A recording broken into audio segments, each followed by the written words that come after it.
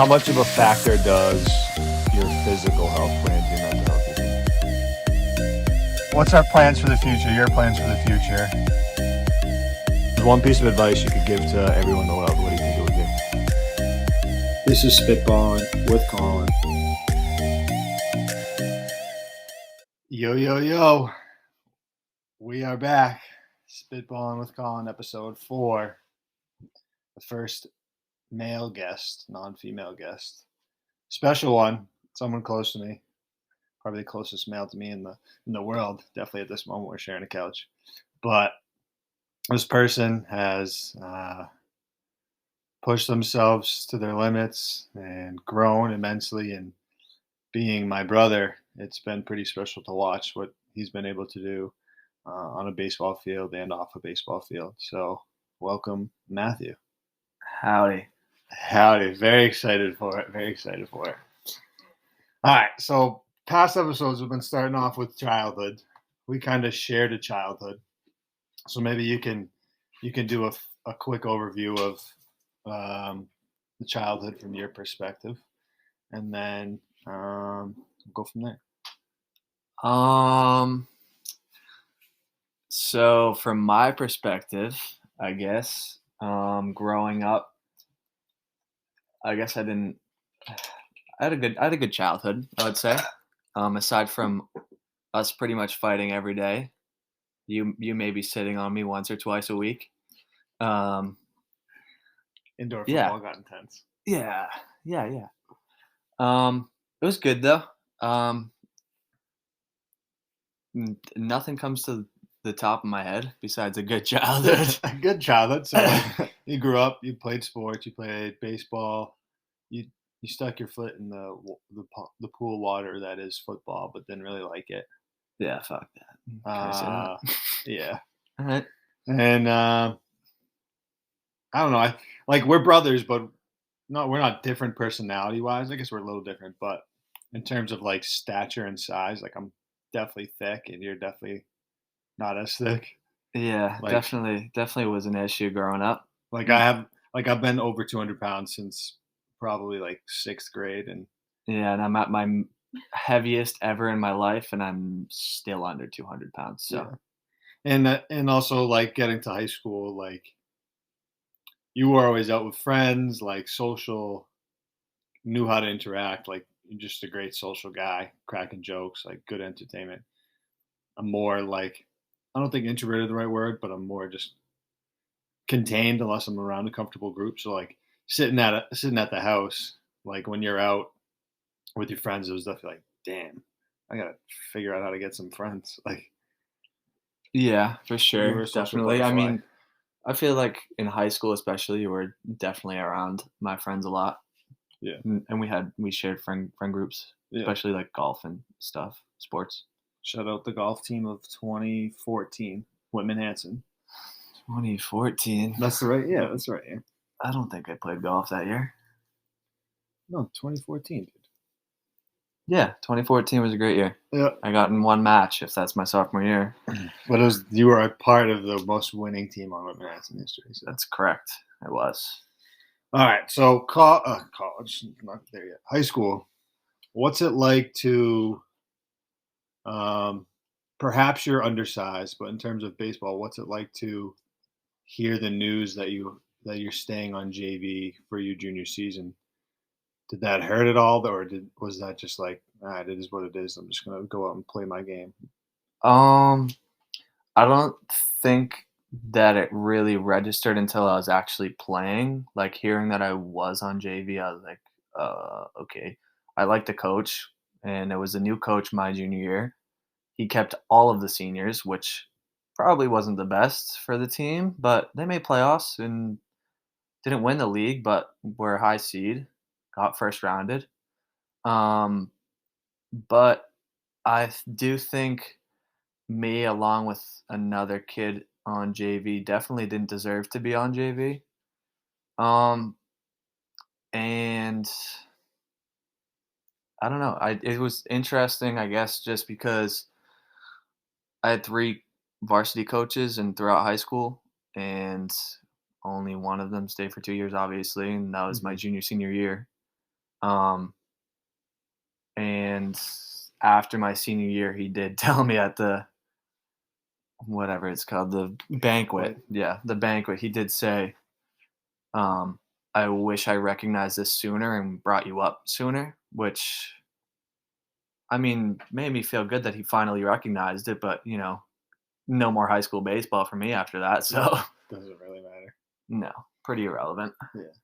I mean, it's an interesting 3 years. I feel like your junior year, you're on JV, you pitched really well on JV, and then your senior year, you pitch a little bit, and you end up like playing being backup first baseman, and hitting like just like Yeah, I was always probably the worst hitter on the team growing up, and I was in the 4 hole playing first as a I don't know 6'2", 160 kid. Never played infield on a big diamond. Always outfielder pitcher, but we made it work, I guess. and then you take your talents to. Well, I want you to describe your first year of college. What it was like transitioning, because I think for everybody it's difficult, but I think for everybody it's also different. So my first year of college, I definitely was shell shocked when I went to UNH. Um, didn't really find any friends. Had one friend from the same hometown. Hung out with him pretty much every day. It was good. We got along. Didn't mind my roommates. Um, was kind of friends with him and his buddies, but not didn't really hang out with them too much. But um, came home every weekend because I hated school. But I think that transferring was the best decision I've ever made in my life. Mhm. Um, it just was tough for me being at school, playing sports my whole life, and then I tried out for the club baseball team at UNH, got cut.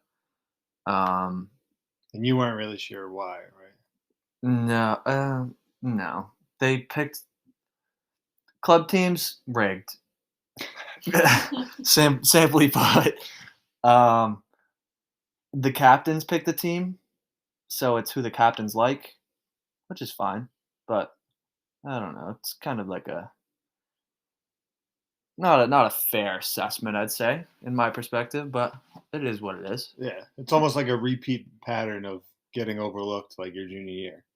Like you got overlooked by a new coach, Yeah, new kids. definitely was probably I don't want to say this, but definitely was probably the best pitcher that was there trying out that wasn't on the team. So So you're overlooked college first semester. Like you have fun. You're playing basketball. You're yeah, playing definitely. your pickup basketball. Like we went to a fun concert up there, but kind of far from home. Just not a lot of people, and not your type of people. Like Yeah, not your vibe of people. no, lot of different characters up there. I'll leave it at that. Yeah, like Um, Nothing non-public school against it. characters, maybe. But Great school, beautiful campus, but just not the right crowd, or I never found the right crowd. yeah, Not saying that there isn't, but yeah, I found myself at the gym, the rec, almost every day playing pickup basketball until I could. yeah. Going to dinner and then going to my room. That was just on repeat. Like the Squidward meme on SpongeBob. Yeah. So you ultimately transfer back home. You come join me at Bridgewater State. Yeah. What factored into that decision, if anything? You're just like, this is just what's going to happen, or Definitely wanted to be closer to home. Definitely wanted to play a sport to keep me busy or do anything to keep me busy, honestly, but all I've known my whole life is sport. So definitely came into factor where you were on the team. I didn't It was weird. It was coach's last year and he didn't really care who was on the team. yeah, He kind of was just like, "Oh, this kid wants to play. All right, cool. Hop on." Never saw him at practice, but whatever. I don't even think he knows my name. I don't know if he knows that I played on the team. He definitely knows your name. He sent a donation in last year. Yeah. That's yeah. Yeah. So you transfer, and arguably it's a big difference because you kind of find your crowd. You find your friends who you're friends with now, your closest friends you've lived in college with, which we can talk about.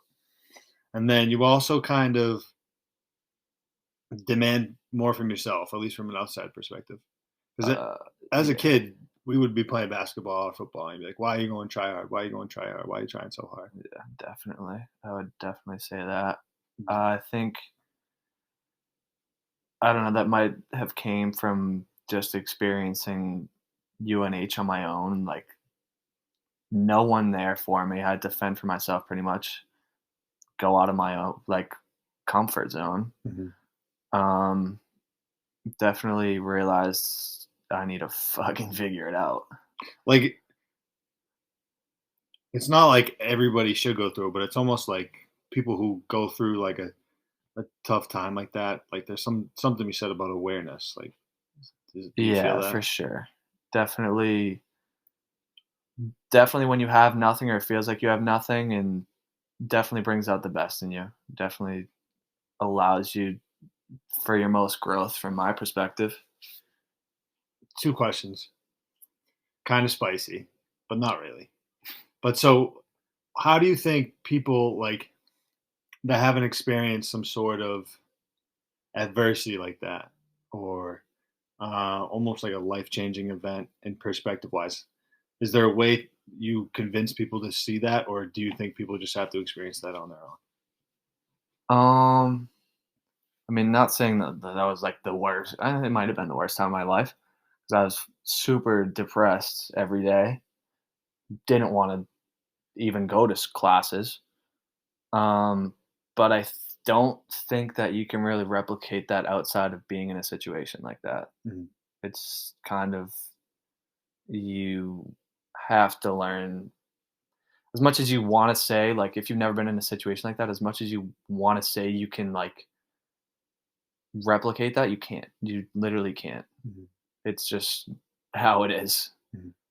So, Yeah, I mean, I think that's a big question that like I find is like, how do you want to help people become their best versions, but it's almost like they can't become their best versions unless they have some sort of tough adversity and figure it out themselves. yeah, definitely. Do you think, and we're just spitballing here, but do you think it takes a certain type of person to work through that, or do you think there's certain like checkpoints, like, oh, I have to think this way, or do you think it's just like you get to a point and it's like, all right, you're either you're either dead pretty much, or you're gonna live, like see what your life could be. Um, I reword that. So like you're falling, essentially you're falling off a cliff, I guess, emotionally. Like Yeah. you're your whole childhood you fly through the motions of everything because like for us like we were handed a lot of things we wanted, we lived very comfortably, like we live in a very like simple town, like we were never challenged growing up like really emotionally. So then we get to a place freshman year of college where we feel like we don't fit in, where we feel like we have to start doing self-evaluation, where we feel like we don't understand like how life is working, I guess. And then you get to a point where it's like, okay, I can keep falling down this cliff and I might run into a tree or like worse. Or it's like, all right, I'm gonna dig my heels in the ground, I'm gonna stop, and now I'm gonna start, walking up this hill. I don't know where it's gonna lead me. I don't know what path I'm gonna take, but I'm gonna start like putting feet forward and figuring this shit out. Um, yeah, definitely don't think uh Like, okay, more simple. Do you think it's like a mindset, like, okay, I'm digging myself out, like I'm trudging through this, or do you think it's like do you think there's certain things that have to be like, okay, I want to, like, is it an internal need, like, I Yeah. hate this feeling, I want to, like, I need to escape this feeling of shit. No. I think that it takes a certain person to be able to tell themselves that, like, you need to do this, like, for the better health of who you're gonna be. Mhm. I don't like the thought process of, "I want to do this," or, like, in the worst case scenario, like, I want to kill myself. Like, you have to dig deep and make it through. Like, even if it's literally checkpoints. Like, I had checkpoints at UNH. Not that I was ever even close to doing what I just said, Yeah. but I had checkpoints. Get up, go to class. I probably didn't really want to. Not that a lot of college kids do want to go to class, but get up, go to class. All right, now what? Go eat lunch. All right, now what? See if you have any homework to do. If you don't, sweet. If you do, get to it, Mhm. do your homework, and then you can enjoy whatever. I literally never went to the gym until I went to UNH. That's just saying something about where I was in my life. I didn't ever care to go to the gym. Started going to the gym there. Definitely changed my life. Um, then playing basketball every day is like something that I enjoyed. That's like the only thing that I enjoyed at that point in my life. Like, Mhm. had a lot of support, I think, from family realizing what I was going through, but I don't know if anyone ever knew, like, the extent of, like, how uncomfortable I felt there. Mhm. But I think it's so hard to convey that too, though. yeah, definitely. I think that the only, like, real person that knew of what I was going through was probably my girlfriend. Yeah. I mean, Literally, it's which is good, like, you at least someone knows, like, for some people, I think they probably don't share it, yeah, and then it definitely. eats at them even more. Yeah, But, if you like, don't. so you were like, "Okay, I get to this point, and it's like, I need to check these things off, and then while I'm checking these things off, I can start self-evaluating, and I can start moving forward." It's like, these are Yeah, my definitely. bare necessities. Yeah, I do think that, I mean, it was not a, I don't know. Pleasant, yeah. Yeah, it wasn't enjoyable, but I got to realize that I need to do things on my own to find my own happiness, I guess, and take my mind off of whatever your mind's on. And for me, that was literally going to play pickup for hours on end, and Mhm. I had nothing else to do. It's a pretty good outlet for, I guess, like, stress. People can use a lot of other Could things. have definitely gone a lot worse there, I Yeah. would say. So we get out of this eventful time. We get into Bridgewater. We make the baseball team. After, did We you even, were like, we were try out? Did we you just, were like, show up to allowed practice we and were you were like, allowed on the baseball team. yeah? Like, did you just kind of showed up and you're like, I'm Colin's brother. I'm on the team now, pretty much. Yeah, he never really told me that I made the team. I kind of asked, and they were like, "Yeah, sure." I didn't. There wasn't a, like, "Congrats, you made the team" email. It was just like, "Yeah, like, yeah, what jersey number do you want?" But hey, we're college baseball player. So you make the team. How many innings do you throw freshman year? 10. 10. It's pretty good.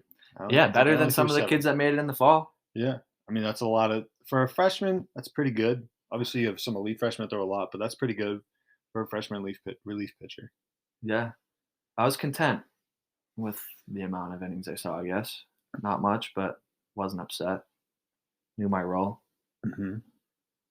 And then maybe outside of baseball, you get stuck in a room with 2 random kids, I guess, and then you gotta Yeah. again find how do you find your friends? Because your friends now also kids on the team, so maybe that helps too. But Definitely helps. uh, your friends Um, now are a lot more like you, I guess. yeah. To be honest, I don't know if I really had any friends at Bridgewater besides literally you and your roommates. Like, Trevor, definitely there, but even sometimes he went off on his own, which is fine. He had his own group of friends. But I'd say the team allowed me to feel like I belonged to something. That's pretty much Yeah, I mean the team aspect of sports is huge. I mean, yeah. it's like you have friends there, even if like you don't know them that well. They're Yeah. gonna And it want. was definitely awkward, like, joining in. Like, you guys already had a whole fall together, and it was like, I am a freshman, but it's also like, I didn't know what to expect. I didn't go through the whole fall with anybody on your team. Yeah, I only knew you and your roommates that I met maybe once before that. yeah. So, So, but I mean, like your prior experience at UNH, like you're better equipped to handle that situation now. yeah, definitely. Definitely. All right, take me through like the next couple years. Like, how does your motivation for working out, getting better and stronger grow? Like, are there influences, or is it just like a pure like I want to get better so I can play more and I can perform better? Like, is it all internal? Was it like Um, where do you find that drive? Because your performances have been obviously not what you want, but like you just hold yourself to such a high standard. I would say definitely at first external. Like, you were always at the gym. Then girlfriend started going to the gym, and I was like, yeah, I definitely should definitely do that. Um, definitely a stick. Like, I don't even know what I weighed, maybe 175, which is kind of gross when you're 6'3", 6'4". For sale. Yeah, definitely didn't throw anything like Chris Sale, but knew I needed to get stronger in the weight room. Literally, that was like my first full year of lifting, but I'd say more as I've grown. I'd say like sophomore year, I definitely like it was still like going through the motions. I got myself to the gym, knew I needed to work out, but I don't think I ever really pushed myself in the gym. I don't know if I ever really pushed myself in the gym until like this year. Like, I mean, definitely when we worked out, we were like working out pretty well. But I think after like you joined CrossFit, I don't think like there's definitely a good solid year where I was like just going through the motions at the gym. Like, Mhm. I knew exercises, and that wasn't the issue. It was just never like I never really locked in, I guess. I was always like going to the gym for social hour, but getting my work in still. Like, I'd still know when the right time was to put in the effort, but never really saw the gains that I have been recently, I'd say. Mhm. I mean, do you feel that's because you're like eating more now, or do you feel like that's simply because like you found that internal motivation? Um, well, I did try to eat more at one point in my life, like sophomore, junior year maybe. Like over the winter was tracking calories and stuff, and I literally gained negative weight. So that didn't really like work. And counting calories sucks anyways. Sucks. You have to live by a number. Um, but I think that I mean definitely as of late, like literally was telling you today, Yeah. like I'm the highest I've ever weighed in my life at 197, and I mean yeah, I'm definitely like I don't know. Like 3 weeks ago I was 188. So I don't know if that's a healthy 10 pounds, but I mean, you were also sick for a month, so I'd yeah, I say definitely had the flu and sinus infection and COVID, which did not help at all. But like, I don't know. I mean, I feel the strongest I've ever felt in my life. Like, yeah. that might be the help of creatine, but I've also been able to like lock in on my lifts and like push myself, be like, get this fucking weight off me. Like, actually focus and be like, all right, this is going to be heavy, but let's fucking do it anyways. And like, definitely just push myself a lot harder. Mhm. So we're hoping for a big year, successful on the mound. But yeah, definitely hope so. How much do you think mental capability and mental strength comes into baseball, but especially pitching, being out there on the mound by yourself? A lot. um, I don't think I really realized that it was a lot until like I got to college baseball.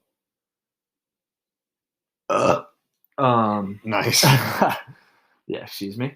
Um, but a lot you have to have. I was told at a young age, like literally like 13, like you in between the lines, you got to have some swagger. Outside the lines, you don't really have to, but in between them, you have to be confident, have some swagger. And I never really like realized that, I guess, until I was like, all right, damn, like I do have to pitch with my fucking nuts. Like I can't really like go out there and fucking tuck my tail. I'm gonna get shelled. Even though if I know I have the stuff, like I can't do that. Yeah. We've seen it firsthand. Guy might have a disgusting curveball, but goes out there and continuously gets shelled. Like you just can't do that. So definitely, I mean, not like cocky to the point where it's like obnoxious and you might even get in your own head at that point. Unless you can control that, which some people can. But mental game is definitely huge, especially in pitching. If you can't hold it together, might as well just walk off the mound yourself. Yeah. I mean, for me, I found mental pitching to be even bigger than like mechanics. Obviously, mechanics is huge in strength, but I mean, I think like if you can outthink a hitter or you can rationalize like, okay, these kids are gonna hit me, but like they're gonna hit into ground balls or they're gonna hit into outs or whatever. I think Yeah, there's big, definitely.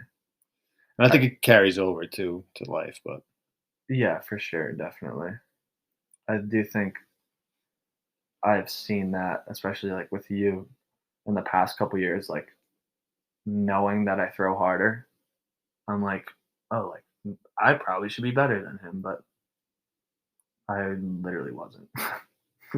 But that's just because you knew what you had to do, and I feel like I don't know, I was kind of less experienced in that, and just didn't really care about that, I guess, until like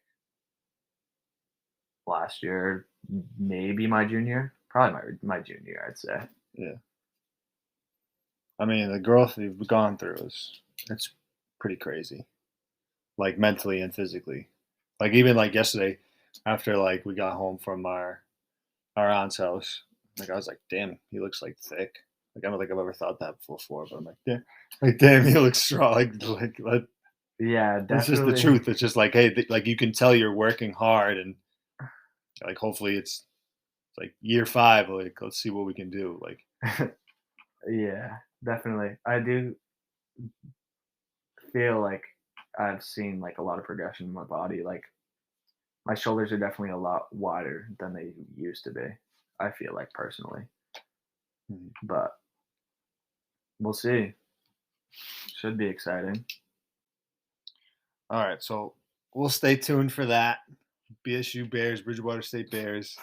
They start their season March March 4th, 4th 5th. in the Dirty Myrtle. Oh, yeah, we leave the 3rd. A nice long bus ride down to South 3rd Carolina. at 10 p.m. Gonna be a sweet bus ride. All right, let's switch gears. What is the biggest issue with society? Probably like American society. American society. Like what do you think is the biggest issue and how do we resolve that? How do you think Um, we resolve that? um, the biggest issue. Or biggest I think. maybe I not think. issues, I maybe think just like biggest thing holding like it has to be in the United States. It has to be mental health. It has to be. Mhm. I don't Okay. know if it's the world. The world's biggest issue is overpopulation, which you claim comes from mental health issues, which we can argue, but that might be for another time. we'll have another episode. We'll probably have another episode, but besides the point. How do you think we as a society can get better at mental health? um, Focusing on our issues at hand and actually dealing with them, not turning to drugs, considering we're in a pandemic, and the pandemic was not the leading cause of death in the United States this year. So it's pretty loud. Like, do you think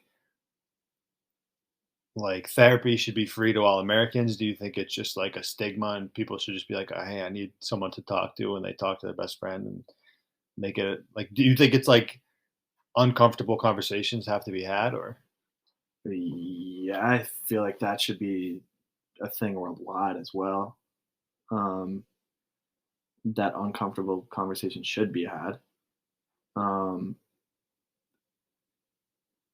yeah, I don't know, the biggest issue in my eyes is just like people not facing, and this is like maybe it's because they don't have someone to support them in whatever they do, or they don't want to go to therapy because they think it makes them look weak. But people just turning to like drugs or alcohol or anything like that just to avoid everything they have is just, I mean, it's rude to say it's weak, but like, I mean, yeah. I mean, I think I don't know. It's so tough. It's like obviously it's an issue because it's an issue. Like it's a problem because it's so hard. But like you're almost reverting to obviously the drugs or the alcohol, or even if it's like you're addicted to your phone. Like those are like just a way to not, just distract yourself Yeah. from your issues. yeah. And like obviously facing your issues is shit. Like Yeah, I mean, it we already sucks. talked about it. Like when you were at UNH. So it's like it has to get to a point where it's a necessity. Like I don't want to feel like this, and I think I can feel better almost. And some people might not think that, which is why it's also an issue. But I do think that like it would be better. But like just speaking from like, not that I was ever like that, and I never will be, hopefully, knock on wood. But I don't see myself not facing my issues ever in life without turning to anything like that. Yeah. And I do think it's because maybe I have a good support system, which some people definitely don't have. And I'm grateful for that. But I can't speak for everyone. Yeah. I mean, I think there's a lot of things we have that a lot of people don't. So Yeah, for sure. it makes because I guess you can see where people go. Oh, cookies are ready. But I guess you can see where like people kind of not wean off, but kind of like go off track and fall back on these things that make them feel good almost like in the moment. I guess it's more about like short term gain for over long term sure. gain. It's kind of like perspective. The what is it called? The instant gratification monkey. You ever seen that? It's a thing. It is instant gratification. I mean, we live in a world where that's all it is instant gratification. Yeah. Like on our phones, Yeah. like you get a hit, you get a like on social media, instant gratification. You buy a whatever, instant gratification. Like Yeah. Definitely. Kiana told me today that her students at her high school spend an average of 12 hours a day on a phone. 12? Is that whack?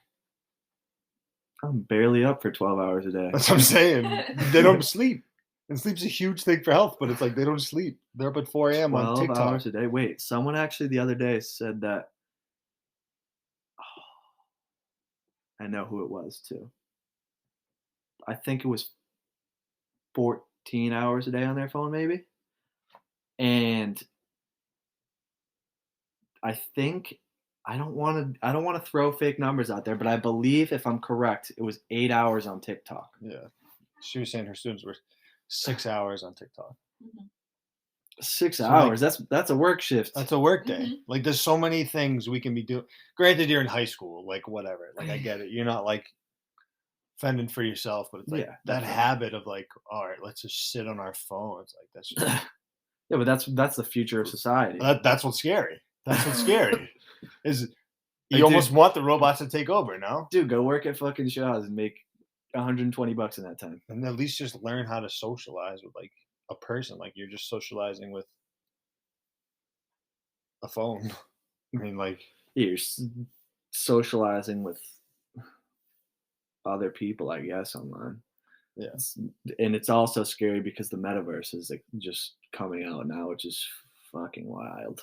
I don't know how I feel about the metaverse. I'm not like attuned to that, but I hate. I just all feel of like it. it's like you're gonna go online to meet to live a different life. That's literally all it is. Yeah, I don't know. You are a person in another world in virtual reality.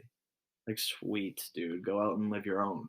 Yeah, The one that And you the- have, the one that you can literally control and go function. Like, why are you gonna go to the metaverse to live? If you're going to the metaverse to go live a different life, why not do it in the life that you have right now? Well, it's another escape almost. Yeah, It's but like another drug. because it's definitely because it's virtual reality. Just fucking use real reality. Yeah, but I think it's just so hard for people to overcome that hump. No, definitely. So biggest problem, mental health. Did you say how do you think we fix that? Just those uncomfortable conversations. Yeah, and having something to always like have you back. I mean, we were just talking about something, so probably not something, but someone to talk to, whether it's a therapist or literally your parents or significant other. Just someone to go to with everything like that's just gonna listen and actually listen, give you feedback, not someone that's just there. It's okay to seek out a professional or someone that'll listen, a friend, like whoever you feel comfortable telling, but it's okay to share that. Definitely.